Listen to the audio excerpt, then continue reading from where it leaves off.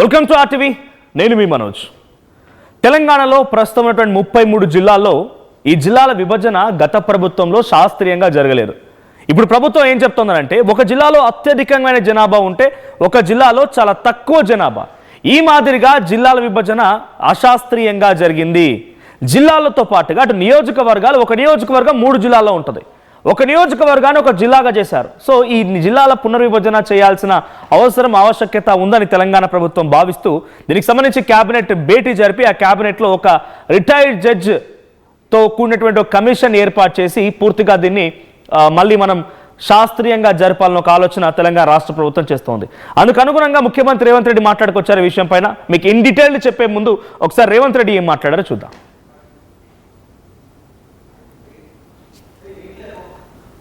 జిల్లా ఒక నియోజకవర్గం ఉంది, ఒక జిల్లా 14 నియోజకవర్గాలు ఉన్నాయి. రకరకాలుగా ఇర్రేషనల్గా చేసిండు.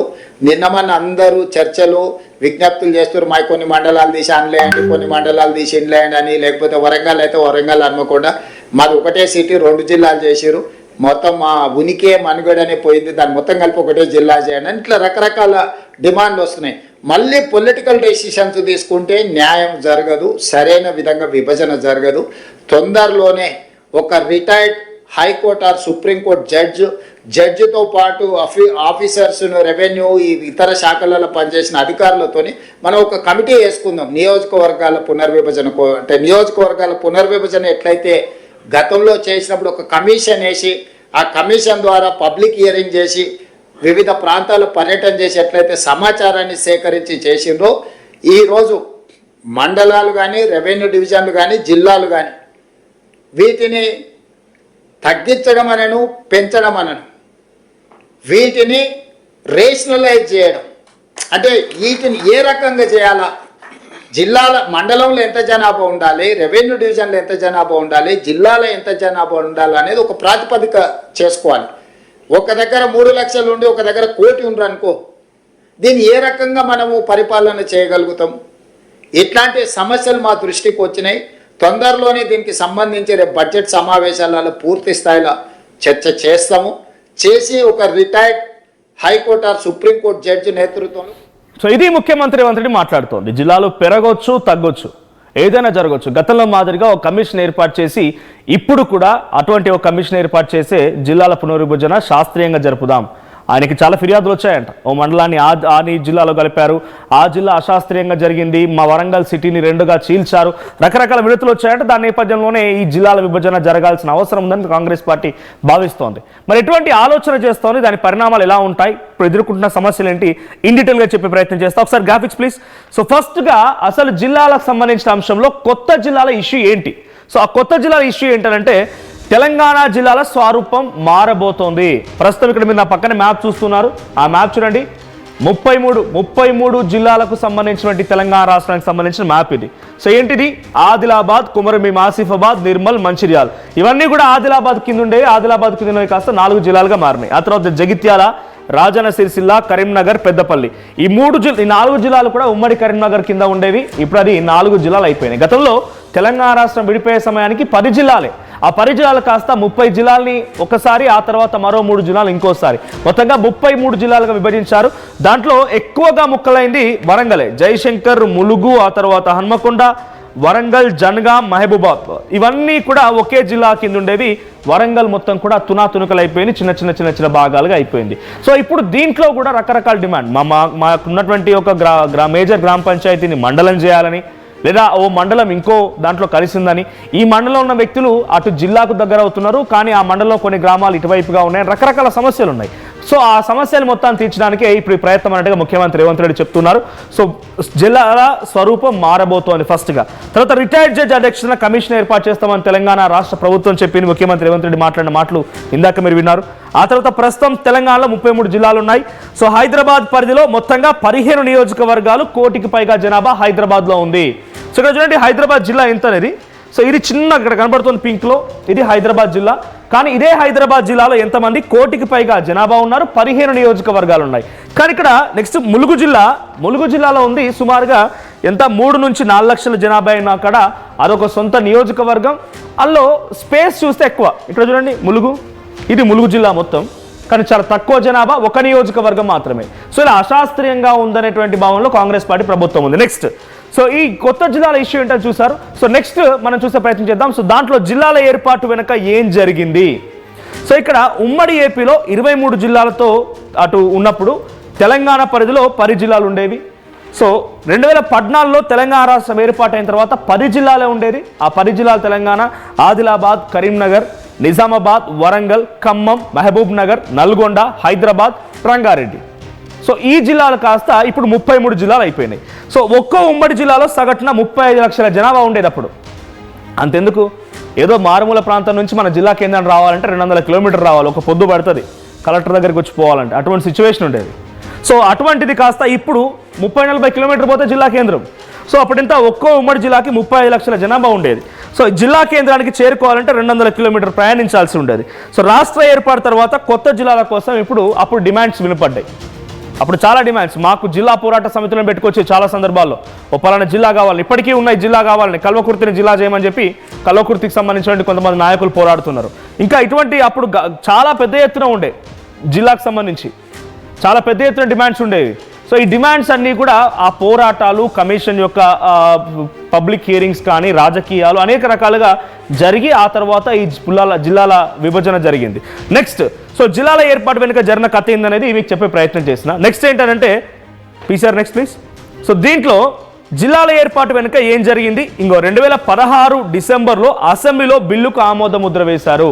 ఏమని, 2016 అక్టోబర్లో 30 జిల్లాల ఏర్పాటు అని చెప్పి అప్పుడు నిర్ణయం తీసుకుంటే డిసెంబర్లో ఆమోద ముద్ర పడింది. అక్టోబర్లో డిసిషన్ తీసుకుంటే డిసెంబర్లో ఆమోద ముద్ర పడింది.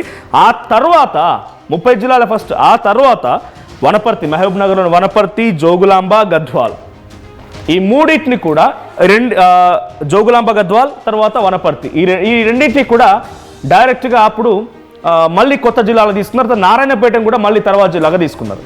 ఫస్ట్ డిసిషన్ తీసుకుని 30 జిల్లాలకే, కానీ ఆ తర్వాత తీసుకుంది వనపర్తి, జోగులాంబ, గద్వాల్, నారాయణపేట. సో మూడింటిని అదనంగా తీసుకున్నారు. సో మొత్తంగా 33కు ఆ జిల్లాల సంఖ్య పెరిగింది. 459 నుంచి 612కి ఆ మండలాల సంఖ్య పెరిగింది. గతంలో తెలంగాణ ఉమ్మడి రాష్ట్రంలో ఉన్నప్పుడు తెలంగాణ ఏర్పాటు అయిన తర్వాత కూడా తెలంగాణ మండలాల సంఖ్య ఎంతనంటే 459. అది జిల్లాల మార్పు తర్వాత కొత్త మండలాలు కూడా వచ్చినాయి. మండలాల కోసం కూడా పోరాటం జరిగినప్పుడు 612 మండలాలు వచ్చినాయి. ఆ తర్వాత 43 నుంచి 74కు రెవెన్యూ డివిజన్ కూడా పెరిగినాయి. చాలా రెవెన్యూ డివిజన్లు. ఇప్పుడు రెవెన్యూ డివిజన్ల పెరుగుదల కూడా విషయంలో కూడా ఒక గ్రామం ఏదైనా ఇంక ఇతరత్ర సమస్యలు ఉన్నాయనుకోండి, రిజిస్ట్రేషన్, రకరకాల సమస్యలు ఉన్నాయి. ఈ సమస్యకు సంబంధించి పక్క జిల్లాలో ఉన్నటువంటి వేరే ఒక డివిజన్కి పోవాలి అంటే ఈ వ్యత్యాసం కనబడుతోంది. ఈ యొక్క డిఫరెన్సెస్ లేకపోతే చాలా సుదూర ప్రాంతాలు ఎక్కడికి వెళ్ళాలో తెలియదు. ఒక నియోజకవర్గం, ఒక పార్లమెంట్లో 3 జిల్లాలు ఉంటున్నాయి ఒక్కొక్క పార్లమెంట్లో. ఇటువంటి కొన్ని డిస్టర్బెన్సెస్ ఉన్నాయనేది కూడా డెఫినెట్గా కింద గ్రాస్ ఫ్లోర్లో కనబడుతోంది. చాలా వినతులు వస్తున్నాయంట ప్రభుత్వానికి. నెక్స్ట్ దాంట్లో జిల్లాల ఏర్పాటుతో సమస్యలు ఏంటి, జిల్లాల పరిధి విషయంలో మొదలైన గొడవ, జిల్లాల పరిధులు ఏంటి, దానికి ఒక నియోజకవర్గం 3 జిల్లాల్లో ఉందనంటే దానికి పరిధి ఎట్లా ఉంటుంది. ఇప్పుడు అదే నియోజకవర్గానికి సంబంధించిన వాళ్ళు ఎమ్మెల్యేని కలవాలంటే నియోజకవర్గ కేంద్రానికి రావాలి, అదే కలెక్టర్ దగ్గరికి పోవాలంటే వేరే జిల్లాకు పోవాలి, రెవెన్యూ డివిజన్ కోసం అంటే ఇంకో దగ్గరికి పోవాలి. అంటే ఒక అశాస్త్రీయత అనేది కనబడుతుందా అనేది పబ్లిక్లో కూడా కొంత వ్యత్యాసాలు ఉన్నాయి. సో దీంతో ఇక అడిషనల్గా రెవెన్యూ డివిజన్లు పెంచుతారా, మండలాలు పెంచుతారా తెలియదు. బట్ ఏం జరుగుతుందని చూడాల్సిన అవసరం అయితే ఉంది. ఇక 3-4 జిల్లాలుగా మారిన ఒక్కో ఉమ్మడి జిల్లా తర్వాత ఎంపీలు 4-5 జిల్లాల అధికారులతో మాట్లాడాల్సి ఉంది.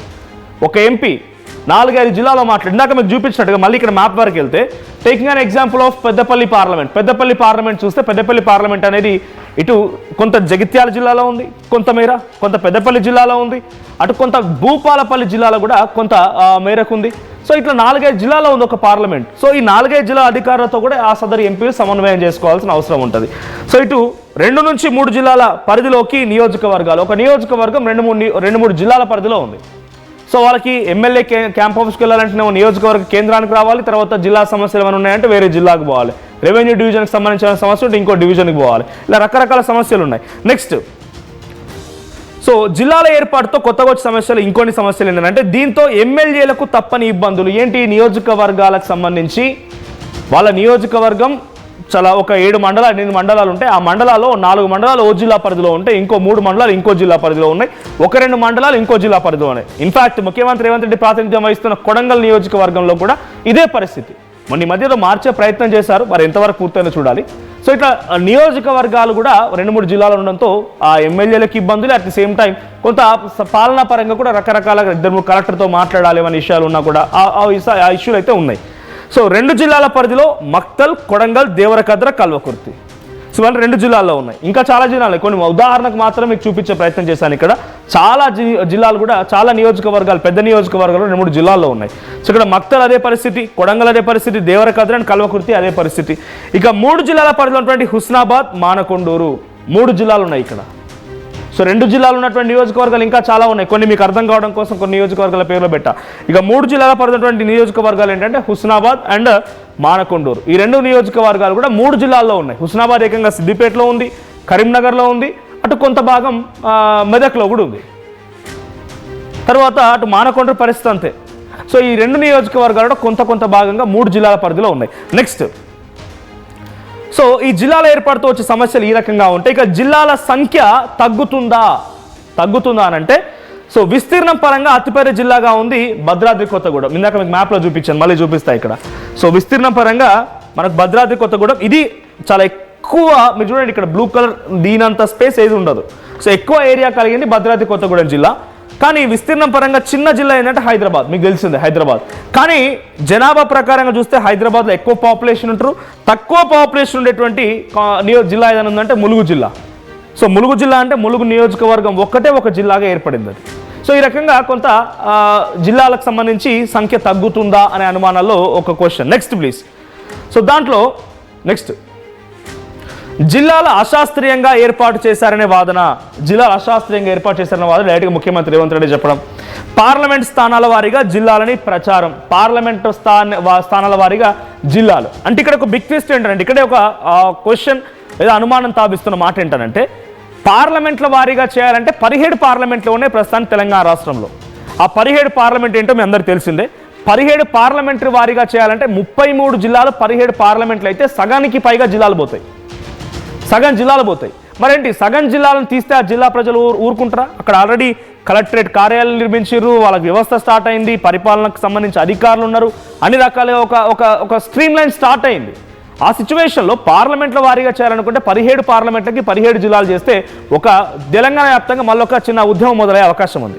సో నిజంగా మరి అటువంటి మాదిరిగా 29 రాష్ట్రాల భారతదేశంలో ఏదైనా ఉన్నదా అని అంటే, ఆంధ్రప్రదేశ్లో 25 జిల్లాలు ఉన్నాయి. సో 26 పార్లమెంట్, ఫుల్ డాటా మీకు చెప్పే ప్రయత్నం చేస్తాను నేను. సో ఎక్కడెక్కడ ఎన్ని జిల్లాలు ఉన్నాయి, తర్వాత ఎన్ని పార్లమెంట్లు ఉన్నాయని చూస్తే కనుక, సో దేశవ్యాప్తంగా ఉన్న 29 రాష్ట్రాల్లో పర్టికులర్గా మనం మెన్షన్ చేయాల్సి వస్తే, ఒక ఆంధ్రప్రదేశ్ రాష్ట్రంలో మినహా మిగిలిన దాంట్లో కూడా దాదాపుగా జిల్లాలకి అండ్ పార్లమెంట్లకి ఏ మాత్రం సంబంధం లేదు. సో జిల్లాలకు ఒక సంఖ్య అండ్ పార్లమెంట్లకి ఇంకో సంఖ్యగా ఉంది. సో దాంట్లో ఫస్ట్లీ ఆంధ్రప్రదేశ్కి వచ్చేసి చూస్తే 26 జిల్లాలు ఉంటే 25 లోక్సభ స్థానాలు ఉన్నాయి. So coming back to Arunachal Pradesh చూస్తే కనుక అక్కడ 2 లోక్సభ స్థానాలు ఉన్నాయి, కానీ జిల్లాలు మాత్రం 27 జిల్లాలు ఉన్నాయి. దేనికి సంబంధం లేదు. హిమాచల్ ప్రదేశ్లో 4 లోక్సభ స్థానాలు ఉంటే 12 జిల్లాలు ఉన్నాయి.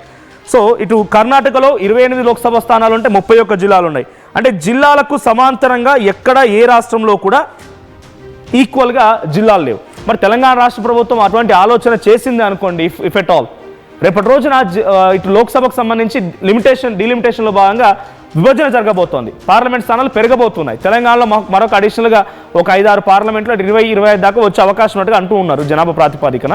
సో అలాగే వస్తే మరి నెక్స్ట్ వచ్చేటువంటి డీలిమిటేషన్ ముందుగానే అంచనా వేసి ప్రభుత్వం జిల్లాల విభజన జరుపుతుందా, లేదు ప్రస్తుతం ఉన్న జిల్లాల ప్రకారంగానే జరుపుతుందా? డీలిమిటేషన్లో కొత్త నియోజకవర్గాలు కూడా వస్తాయి. మళ్ళీ ఏం జరుగుతుందో చూడాలి ఇక్కడ ఈ క్వశ్చన్ అది. సో జిల్లాలు అశాస్త్రీయంగా ఏర్పాటు చేశారు, పార్లమెంట్ స్థానాల వారీగా జిల్లాలని ప్రచారం. తర్వాత ఇదే జరిగితే 16 జిల్లాలకు రద్దయ్యే అవకాశం కూడా ఉంది. Next please. సో మళ్ళీ జిల్లాలు మారితే ఇబ్బందులు ఏమి ఎదురవుతాయి? దాంట్లో జోన్లు మార్చాల్సిన పరిస్థితి వస్తుంది. జోన్లు మారిస్తే కేంద్రం పరిధిలో ఇష్యూలు వస్తాయి. ఆ తర్వాత ఉద్యోగాల భర్తీ విషయంలో కొంత ఎఫెక్ట్ పడే అవకాశం ఉంటుంది. ఇప్పటికే జిల్లాలో కలెక్టరేట్ భవనాలు, కార్యాలయాలు కట్టారు, ఒక యంత్రాంగం ఏర్పడింది, స్ట్రీమ్ లైన్ అవుతుంది, అది ఇబ్బంది అయ్యే అవకాశం ఉంది. నెక్స్ట్, ప్రజాధనం వృధా అయ్యే అవకాశం ఉంది. చాలా భవనాలు కట్టడము, అక్కడ వ్యవస్థను ఏర్పాటు చేయడము, ఒక బజ్ క్రియేట్ అయింది, ఇట్లా రియల్ ఎస్టేట్ బజ్. కానీ ప్రతి ఒక్కరు కూడా జిల్లా కేంద్రంలో ఉంటున్నామని ఒక సంతోషంతో చాలా పెద్ద మొత్తంలో డబ్బులు ఖర్చు చేసి అక్కడ ఇల్లు కట్టుకున్నారు, వ్యాపారాలు మొదలుపెట్టారు. చాలా పెద్ద ఎత్తున ప్రభుత్వ ధనమే కాదు, ఇండివిజువల్ ప్రతి ఒక్కరు నష్టపోయే అవకాశం ఉంది. సో త్వరలోనే నియోజకవర్గాల విభజన కూడా ఉంది, ఆ తర్వాత మళ్ళీ సమస్యలు ఎత్తే అవకాశం కూడా ఉంది. ఇలా 1 కాదు 2 కాదు చాలా సమస్యలు ఉన్నాయి. సో నెక్స్ట్ మరి ఫైనల్గా ఇవన్నీ సమస్యలను దృష్టిలో పెట్టుకొని ఎన్ని సమస్యలు దృష్టిలో పెట్టుకొని తెలంగాణ రాష్ట్ర ప్రభుత్వం ఈ రిటైర్డ్ జడ్జి ఆధ్వర్యంలో వేసేటువంటి కమిషన్ ఎటువంటి నిర్ణయం తీసుకుంటుందో చూడాలి. సో మీరు ఎంతమంది ఈ జిల్లాలో అశాస్త్రీయంగా జరిగాయి, కొత్త జిల్లాలు ఏర్పాటు కావాల్సిన అవసరం ఉందని అనుకుంటున్నారు కామెంట్ చేయండి. ఒకసారి మళ్ళీ మీకు ఈ జిల్లా మ్యాప్ చూపిస్తున్నారు. ఇది ఓవరాల్గా ప్రస్తుతం 33 జిల్లాలకు సంబంధించిన మ్యాప్ ఇది. సో ఈ జిల్లాలో కొంత మార్పులు చేర్పులే అవకాశం ఉందట. ముఖ్యమంత్రి రేవంత్ రెడ్డి చెప్తున్నట్టుగా పెరుగుతాయా తగ్గుతాయా నేను చెప్పను, కానీ అశాస్త్రీయంగా ఉన్నాయి, శాస్త్రీయత తీసుకురావాలనే రకంగా మాట్లాడుతున్నారు ఆయన.